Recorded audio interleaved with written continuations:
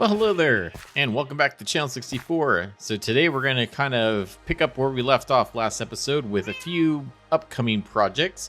One being, of course, our iron farm. Then, of course, we have our very first shop, which is going to be the Enchanted bookshelf.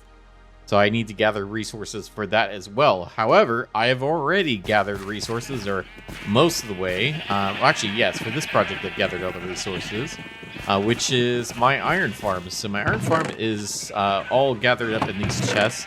I really need to get some shulker boxes. So we may end up actually going to the end and grabbing some of those. Of course, we're not able to defeat the dragon. That will have to come later. But there are other ways to get shulker boxes without defeating the dragon.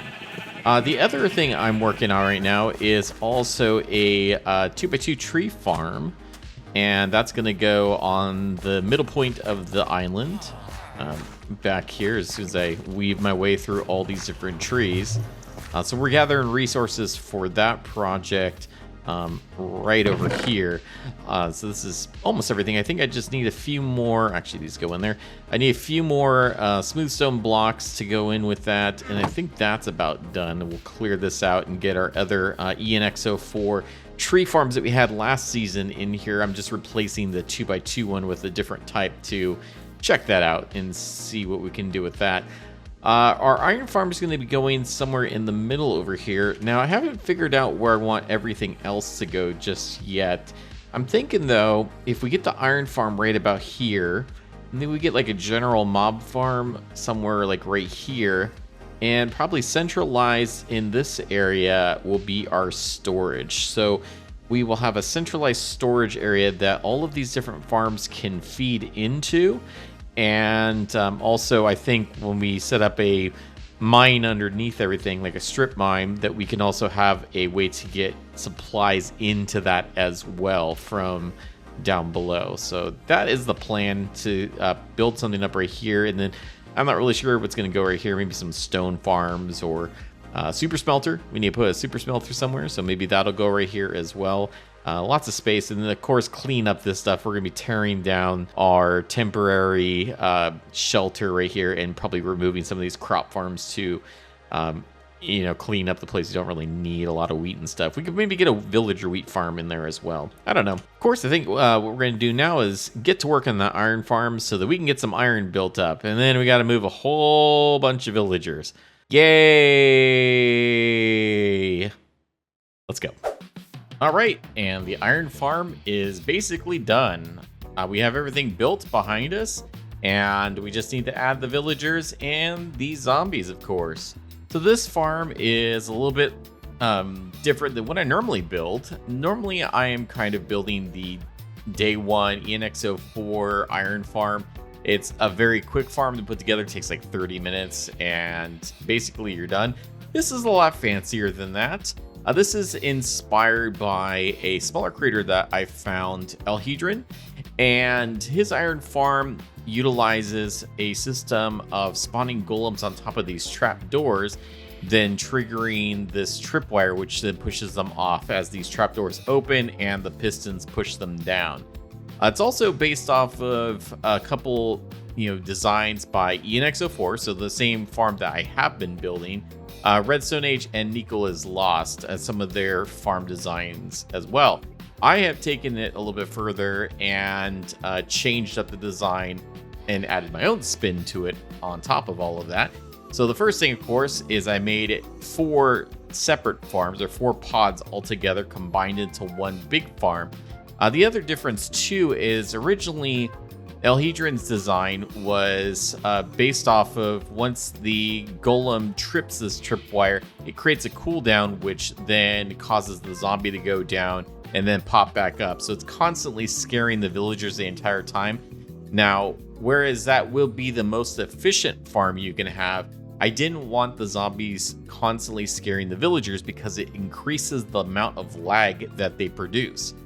The other thing, too, is unlike ENX04, where we normally use the minimum of 3 villagers per pod, we are going to 4 villagers per pod. And this is going to allow us to also add some efficiency to the farm as well. The main difference between my farm and Elhedran's is unlike his, mine is going to be controlled by a hopper clock. And that is right here. Once we've added the items in there, this will cause the zombies to, I think, pop up once every 5 seconds, which should give the villagers enough time to rest, as well as scaring them the appropriate amount of time to get the maximum amount of spawns in as possible. I think I tested this in Creative World. I'm trying to say, I think it was like a couple stacks of blocks per hour, essentially, or per Minecraft day. It was pretty good. And so we're going to be getting about 4 golems each scare cycle. And then they basically fall down in this giant water stream, which I've decorated with golem faces and, of course, poppies. And then they fall down into this lava killing chamber right here. Drops end up going into the hoppers. And then down below, we have a simple setup to auto-craft the drops into, well, first off, taking the poppies, bone mealing those, and then taking the iron and converting it into blocks. And then those will eventually get spit out in a crafter into this water stream. Same with the bone blocks that are going to be created. And once I fix this, I have to kind of reroute where this is going to go. These are going to be in similar pipes to what I had last season with water and ice, and they're going to flow into our main storage area, which is going to be kind of in the center here. So we're going to have pipes going all over the place. I don't know if I'm going to put it into the water. I may actually drop it into the water, I think, because our storage probably will be underground over there. So once I figure out where that's going, we will do that. I think in the meantime, I may just set up some temporary storage with some different chests and whatnot, so we can gather some iron in the meantime. But yeah, I'm very looking forward to how efficient this is going to be, especially if we're going to be in this area quite a bit running other farms. This will be always going. And then on top of that, we can also chunk load it with an ender pearl if we really want to. And that'll keep it just running all the time. I don't think we need it running all the time. Honestly, with the ENX04 farm that I built last season and seasons prior, 1 chunk was enough. And this is going to be essentially 4 modules built in. So that should be a really large amount of iron. And now I don't know if we're going to turn this into a shop or anything like that, but it's certainly going to be interesting. So now the process is starting where we're going to be moving villagers, which, you know, is super fun, especially when there's all those phantoms attacking us. So I've set up from our breeder over here. I've had some villagers bred up. I don't know if we have the 16 that we require. I can't really tell because there's a lot of villagers in there. And they're kind of bouncing around a bit. That guy is in the ground. I'm not really sure how that's working, but yeah, he's in the ground a bit. Anyways, so as we get these villagers out, we'll move them up to their modules up here. So I'm hoping if I get this minecart all the way up here, I'm trying to encase the area above these beds right here. So I think what I'm going to do is I'm going to get them in one by one and then drop them down, because I'm worried if I pull this out that it's not going to actually put them into an empty space and maybe just throw them on the rails. So we'll put them down here and then we'll drop them into the hole one by one. So we get 4 in here, and then we'll have to do this for each one of these modules. So I'll have to get some more rails and move stuff around. Once all the villagers are in, we're going to go ahead and get some zombies. I think the quickest way to do that may be to actually throw some carved pumpkins on their heads, and then we will get them in the boats. That way I don't have to wait for nighttime the entire time, because that's going to be impossible with phantoms everywhere. So I'm going to go ahead and wait until daytime, and then we'll go ahead and start getting these guys moved. Oh, never mind. Well, let's do it now.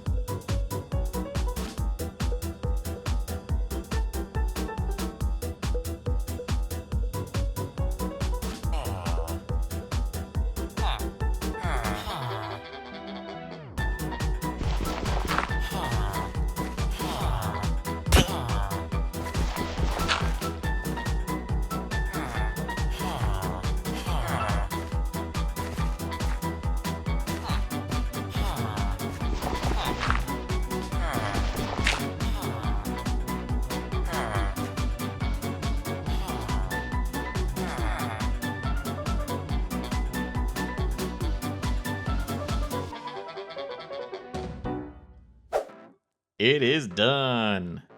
It came out really well, and actually had a little bit of trouble getting the zombies in there, so unfortunately didn't get any good replay footage of that, but of course you saw all the villager moving shenanigans. Anyways, let's take a look at the farm. All right, so hopping in the free cam here, we can see that the farm is operational. We've got 4 golems that should drop here. They're not always in sync, so we had 1 and then 3, but eventually within 1 cycle they will all drop. And then, of course, they slowly make their way down here and get killed. So the bottom chamber down here is actually past the detection point of the villagers, so it is pretty quick. And you'll see right here on our clock, the zombie only pokes its head up for just a sec. See? So he's up there and then back down again. So he's mostly not scaring them, but, you know, some of the time is scaring them. And that's just enough to get the golems to constantly be cycling down in here. And so yeah, it's doing a pretty good job. And they kill them pretty quick. And I've already gotten quite a bit of iron. So down here, this is our temporary storage. So we already have 25 blocks of iron. And this has only been running for probably about 10 minutes.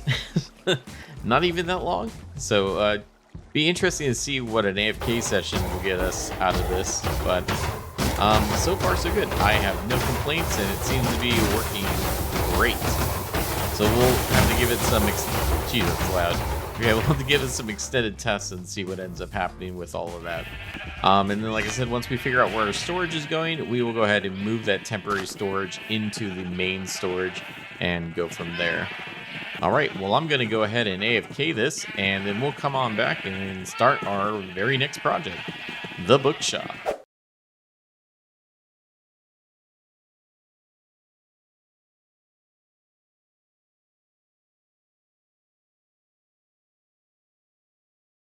All right, and we're back over here in our starter town / shopping area, and I've cleared out a space for my brand new shop, the Enchanted bookshelf. And well, you know, when you don't have a good idea for a shop, the best thing you can do is you take a Minecraft block and you make it much, much, much bigger. So that's the concept of our shop. It's going to be a giant representation of the Minecraft bookshelf. I've combined a little bit of the chisel bookshelf and the standard bookshelf. So let's go ahead and put that together and then take a look at our finished product. But first, a word from our sponsor. Well, good morning, Timmy. Space Santa, is that you? No, Timmy. Are you stupid? Yeah, I'm a big dummy, all right. You need books. Books make you smart. And attractive? Make yourself more resilient, faster, stronger, knowledger. Wow, books sound swell. I'm gonna get some books right now. You'd better hurry if you know what's good for you. Is it supposed to burn like this? That's just the knowledge flowing through you. Books. Now the Enchanted bookshelf.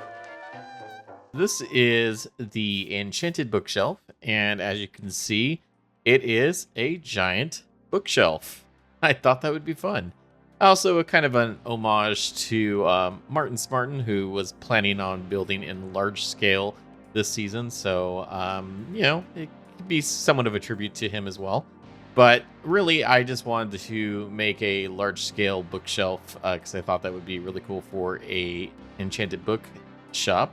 And it is sort of modeled after the Minecraft bookshelf, the default texture for it. Although, being that this does have the books on all sides, it didn't really make sense in three-dimensional space, so I went ahead and put the texture for the chiseled bookshelf on the side, kind of worked that in there a little bit as well. And then, of course, you have the large wood grain on top. This is kind of similar to what I did in the Build by Build Panko build I did back in July. A similar style flooring there. So on the inside, we have all of the different books and organized into different sections, all color-coded as well. And the carpet also corresponds to the colors. So if you know what you purchased something before and you go, okay, sword enchantments, those are going to be yellow. You don't even have to think about it. You'll be like, oh, okay, yellow. Okay, it's going to be right here. And all of the sword enchantments are together. And of course, we have light blue, which is our fishing rod enchantments. And white would be the general enchantments, reporting for duty. So we have mending and unbreaking 3 right here, because those pretty much go on everything. Our tool enchantments over here in our cyan. And then our curses over here in red. Up top, we've got more books upstairs. So our bow enchantments are in orange, crossbows in light gray, dark gray or regular gray, I guess, would be our mace enchantments. And then, of course, blue are our trident enchantments. And these range from different prices, 1 diamond to 8 diamonds, depending on how expensive my villagers are. And since we can't just keep, curing them over and over to get a discount, I just... however hard it is to make these is what I'm charging for these. So a lot of these are just 1 or 2 emeralds to purchase. Those are going to be 1 diamond each. Over here we have armor enchantments. So our chest plate enchantments and just kind of general armor stuff. So protection, all that type of stuff. That is over here. And the magenta. Up top in the lime, we have our helmet enchantments or helmet specific stuff. We have, of course, the boot-specific stuff down here in the lime green. This is actually regular green. Hard to tell with some of those glowing ores, or glowing signs. Yeah, that's pretty much it. I mean, I'm not going to be carrying the dungeon-specific stuff because I can't do that. I don't want to have to go down and get swift sneak and all that stuff. We may do the soul speed, because if I end up making a gold farm, that's going to be handy there. Well, we'll see though. No guarantees. And then of course, what else? We have a nice little balcony. You can kind of look out onto the starter town, and then of course down here as well, I get a nice view of the river. And then yeah, even from the river, there's a really cool, it looks really awesome from the river. So as people are rowing by, you get that grand bookshelf thing. I mean, it just looks fantastic. So yeah, so that's what we got. We decorated in a few different spots here. So I went ahead and mixed in, not too many up here, but I mixed in some chiseled bookshelves as well. Actually, I don't think I put any up here. Interesting. Probably have to mix some of those in there just to match the bottom. But in the bottom floor here, we got these cool floating candles, a little Harry Potter-esque. And then of course we have our eye blossoms, which are opening and closing. It always freaks me out when they do that because I can hear them. Like this one is open, and then this one is closed. I'm not sure why it's not opening yet. Probably just doesn't realize that it's daytime out. Or nighttime. And yeah, and then just some subtle lighting with the candles and everything. Added some paintings as well. Looks pretty cool. Yeah, that's pretty cozy. I think I was surprised at how much I could actually fit in here with all these different bookshelves and barrels and whatnot. It ended up working out really well. So I think that's cool. I also put some stuff in the pots so that people can't accidentally drop their tools in the pots. See, can't put my tools in there. Can't put my torch in there either. So that's good. We'll prevent people from having to break those to get their stuff out. I'm curious. I wonder if I've made any sales. I did open this yesterday. Let's just take a peek real quick. I don't know if anybody's been by yet, but I could see maybe some of the mending books. I could see people getting those. Yeah, look at that. We made 4 diamonds already. Breaking 3, not so much. I think a lot of people are rolling the villagers. Silk touch. These might vanishing. I don't see being very popular. That I definitely see being popular. But yeah, I think that's all the time we have left in this episode. We've accomplished a lot today, getting our iron farm complete. That thing is just a monster. And then, of course, this really cool shop build. So next episode, I think, we may want to get some way to carry stuff back and forth, because it was a real pain to have to drag one inventory at a time worth of books back and forth. I was lucky, at least with the chest boats, I could kind of, add stuff there, but I don't have any llamas or anything like that, so it was a drag to have to stock all this stuff. But I think we can fix that with some shulker boxes, even though we're not really allowed to kill the dragon yet, but we have ways to get around there. So anyways, until next time, safe travels everyone, and good night.